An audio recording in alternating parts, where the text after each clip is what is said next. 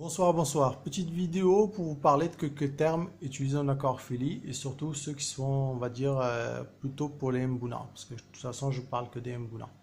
Alors, vous avez le premier terme, c'est ce qu'on appelle le gel. Le gel, ça signifie quoi? C'est genre, espèce et localité. Si vous allez acheter un nouveau poisson, vous allez vous demander toujours le gel. Vous demandez le gel, c'est-à-dire le G, c'est le genre, c'est par exemple Mailandia, Pseudotrophus, Cynotilapia, Labiotrophus. L'espèce, voilà, par exemple, ce sera du Fenzelberry, du Tarakiki, du Fluborni, du Ajomailandi, du zébroïde.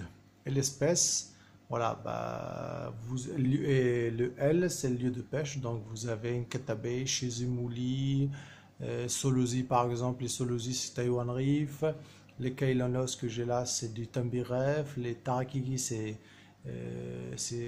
Ombabay, les Trophéops c'est Makokula Reef, les Sinutilapia zobroïdes c'est Kobwe. Et vous avez une autre chose aussi que c'est mieux de demander, comme ça vous êtes sûr que vous êtes tombé sur quelqu'un de sérieux. Vous demandez la souche. La souche c'est quoi? Vous avez plusieurs termes qui sont utilisés pour la souche. Vous avez ce qu'on appelle le F0. Le F0 c'est un poisson sauvage donc, qui a été pêché dans le lac Malawi et importé. Donc poisson sauvage. Vous avez la première génération qui naît en captivité, on appelle ça les F1. Donc un F0, quand il se reproduit en captivité, il nous donne des F1.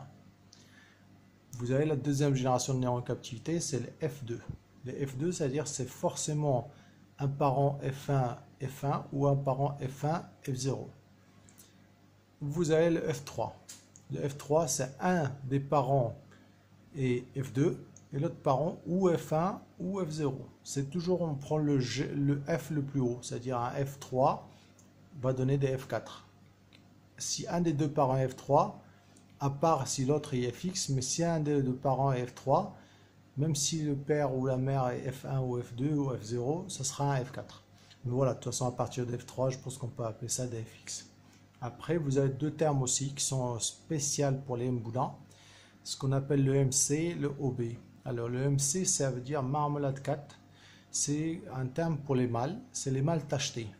Vous avez deux formes de mâles. Vous avez les mâles blue-black, donc bébé, et les mâles tachetés. La forme tachetée, c'est la forme, on va dire, rare du mâle.